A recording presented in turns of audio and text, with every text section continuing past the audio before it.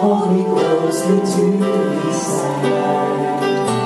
With love and strength for each new day, he will make a way. He will make a way. God will make a way when there seems to be no way. He works in ways we cannot see. He will make a way for me. He will be my guide. Hold me closely to his side. With love and strength for each new day, he will make a way. He will make a way. When all the years the wilderness will lead me, and the rivers in the desert will I see. Heaven and earth will fade, but his word will still remain. He will do something new today. God will make a way where there seems to be no way. He works in ways we cannot see. He will make a way for me. He will be my guide. Hold me closely to his side. With love and strength for each new day, he will make a way. He will make a way. With love and strength for each new day, he will make a way.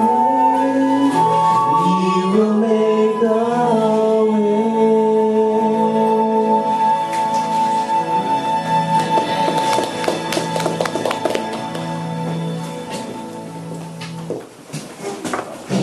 Thank you very much. Thank you very much. Now, that's always a treat. Special music is wonderful. But today we're going to have a special blessing also. We have a new speaker. It's my turn to speak today, but you get a break. You're going to listen to David, and I think this will be a wonderful thing. David is a teacher in Tuncheon. He studied to be a pastor in the States, and he's looking forward to giving us his message today. So we welcome you. Good morning. Good morning. It's always a privilege to stand in front of the house of the Lord, isn't it? Amen. Always a privilege to come to worship before the Lord. That song is like, I think it matches quite well with the message today. In certain ways, God will always make a way, no matter how incredibly difficult things appear, no matter if they're too much, too little, too much to do, not enough to do, too much work, not enough work.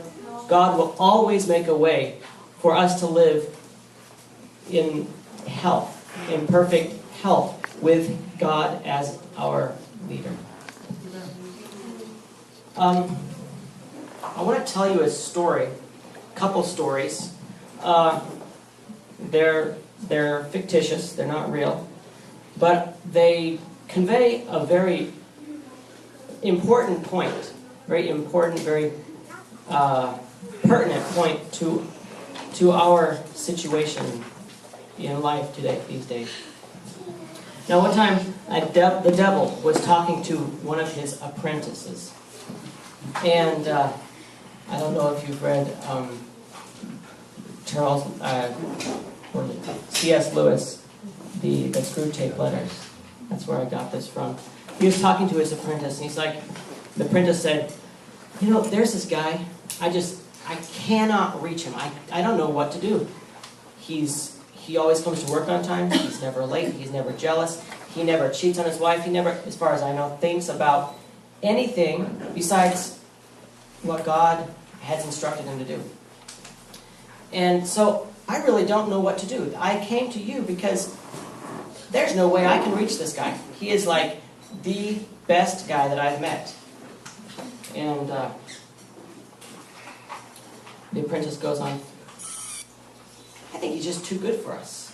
There's nothing I can do. And the devil says, no, you're mistaken. There are no good humans.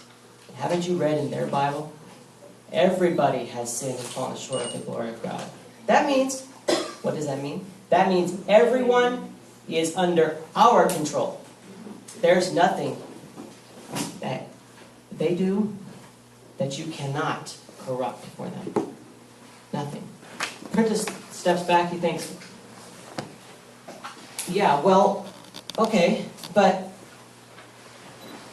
still, I can't reach this guy. He's not listening to me. I can't do anything. He's always the work on time. He never covets. He never cheats on his wife. He never thinks bad.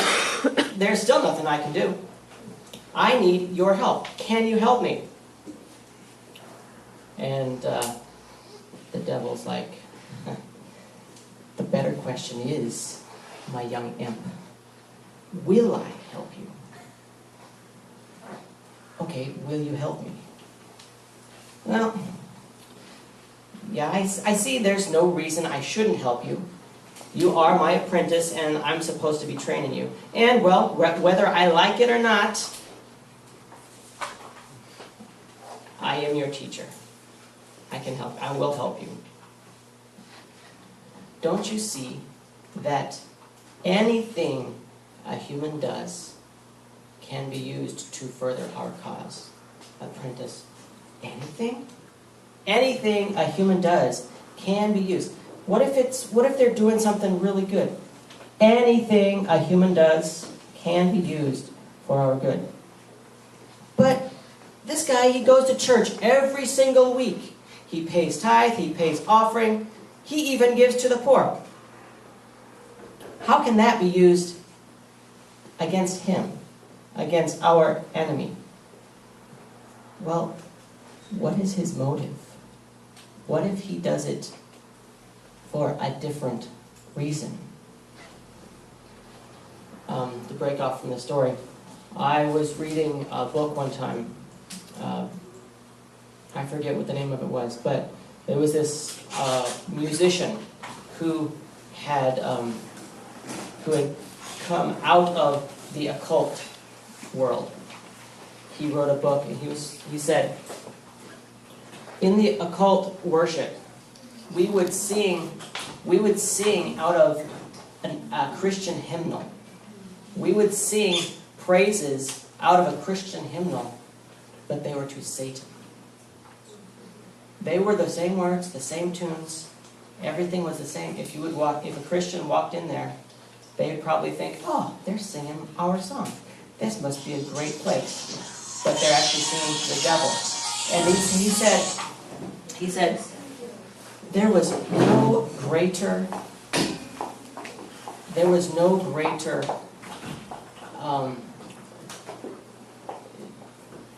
diminutive thought than to sing Christian praises to the devil. Now back to my story.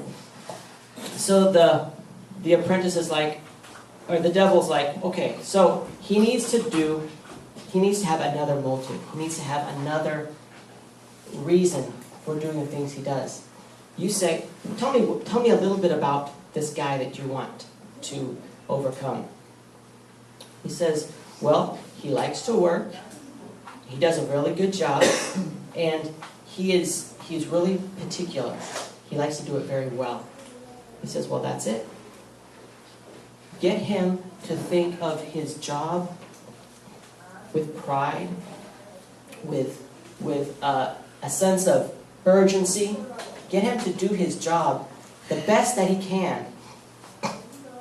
It's not in trying to get him to do a good job, because he already does that. It's your trick is to get him to focus on his job, not on the reason he's doing his job.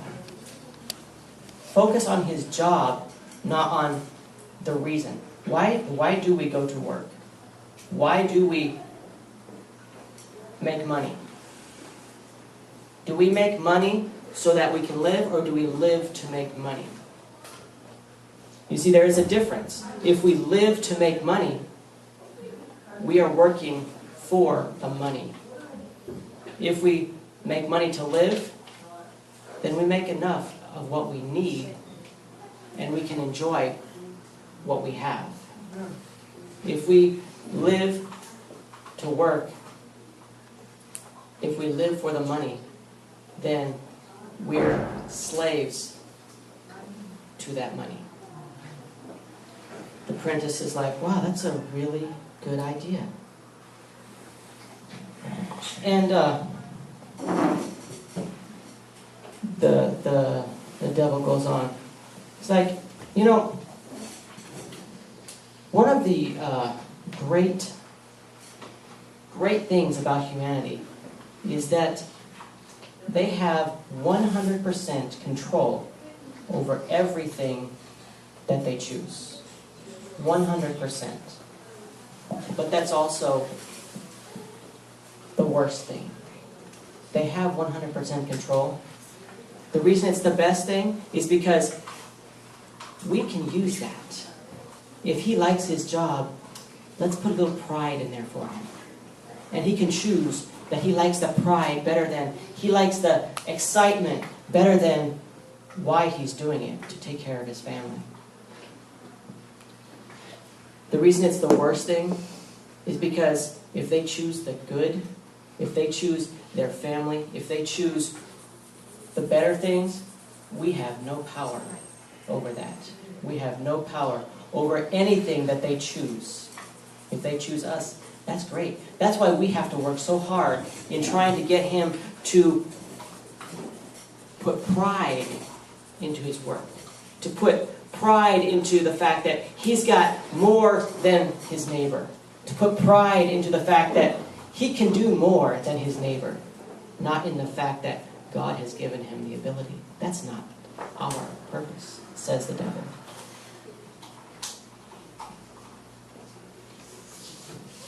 Well, so he's working, and the apprentice asks one more question.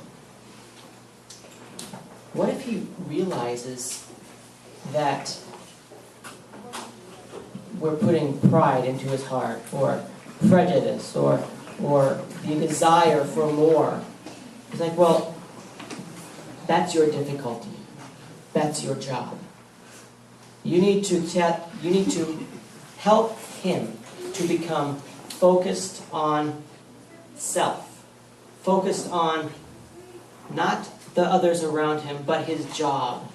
Humans are weak. They are going to rebel against us if they realize they're working only for themselves. If they realize they're only working to get a better car, they're only working to get a better position, they will rebel against us. It's our job to keep them focused on themselves, on what they can get, on what they can achieve. So there's this saying, the ends justify the means. If the ends justify the means, what does that mean? What do we mean when we say the ends justify the means? If I'm doing something that's maybe not very honest, maybe just a little bit shady, but I have a good cause at the end, is that okay? Is it okay to tell a little white lie if it's going to hurt somebody if I don't? Is it okay to say something bad for somebody to further your cause of a better position so you can get paid more, to support your family? Maybe I'm doing something not very honorable, but I have the good of, say, the company in my mind. I have the good of the whole group in my mind. Is that going to get you anywhere? There's this song performed by Casting Crowns. It's called The American Dream. I don't know if you've ever heard it. And I can't can't quote it right, and I'm definitely not going to sing it.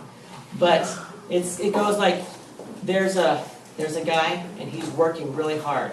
He goes to work all day. He tries to sleep at night. His son says, "Father, won't you please come to my game?" His wife says, "Honey, please don't work late." Goes on and on. The chorus says, he tries to work. He works all day, and he tries to sleep. Then again, he works all day. He can't sleep. He lays awake at night. And then more. "Father, won't you come to my game?" He drives off. Not this time, son. And he drives off in his new BMW. He tries to sleep. He works all day, and he lies alone at night. This dream that he's following, this dream to have a better life for his family, a better situation for his son to grow up in, is now becoming to look more like a nightmare, more like something out of who knows where, but definitely not what he wanted. He's alone now. His son's growing up without him. It's beginning to look more like a nightmare. And there's nothing he can do because he chose to build his castle with his hands, and it's just crumbling down. The rains come, the winds blow, and there's nothing left because he was relying on his power and his might to do what he thought he should do. Isn't there a verse in the Bible that the righteousness or the wisdom of God is foolishness to man? I think that can be turned around too. The foolishness or the man's wisdom is definite foolishness. Now, like in that song, if I'm destroying my body for the greater good, is that a very good example? Is that the purpose of our life? To destroy our bodies for something better, for something grander, for something more exquisite? Are we going to be able to enjoy what we've worked so hard for if our bodies aren't what they used to be? There's an old movie too. There's an old movie about this lawyer. He's a really good defense lawyer. There is not, ever since he graduated from law school, took the bar exam, there has not been one case he's lost. Not one. Now, there have been some really shady characters, and some that were obviously guilty. But he was so good, he didn't even lose those cases. Something would always go in his favor. He would never lose a case. So, word got around. He was living in this very small town, very small apartment. You know, he had to pay off his school loans, pay off his, law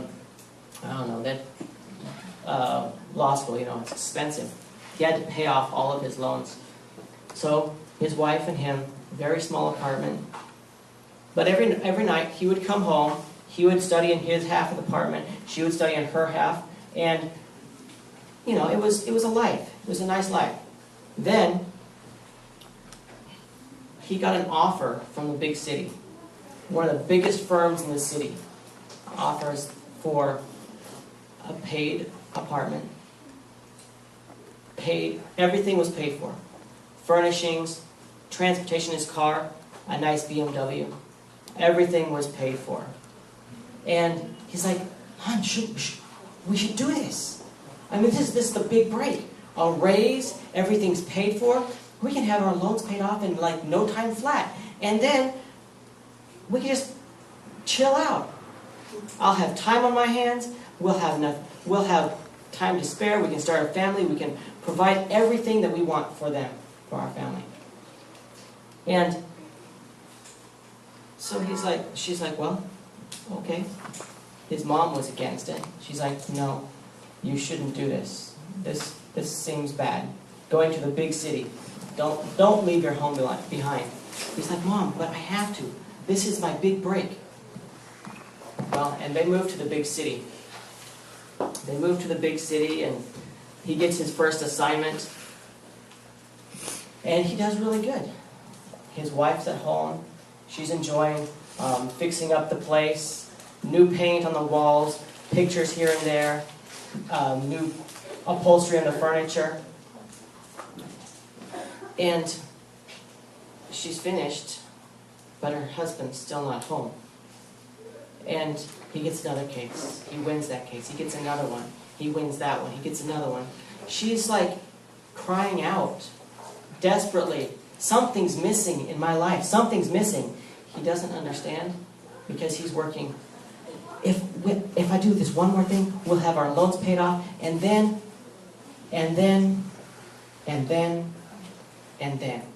Always. It never happens. Tomorrow never comes. Then, and then. There's always something else.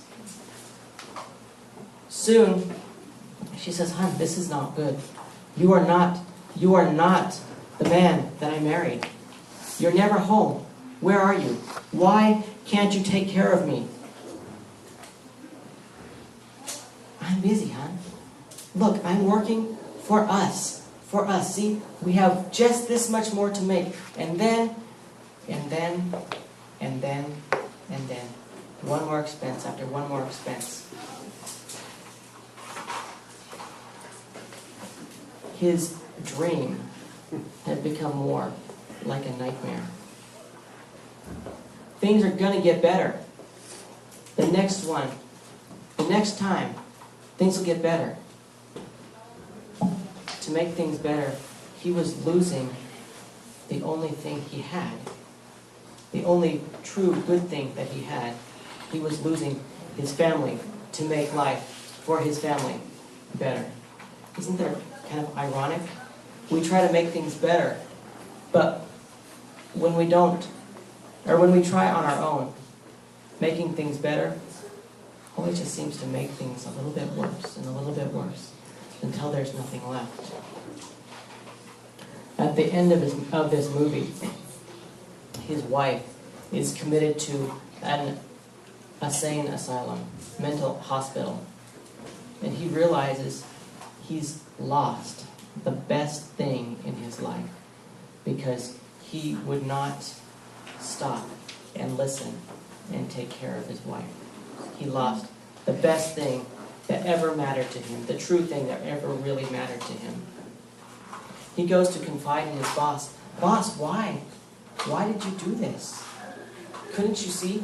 I mean, you have surveillance on my family all the time. Couldn't you see that something was happening?" Boss like, "Well, my boy, I didn't do any of this. I gave you choices. I said, here's a case. Do you want it?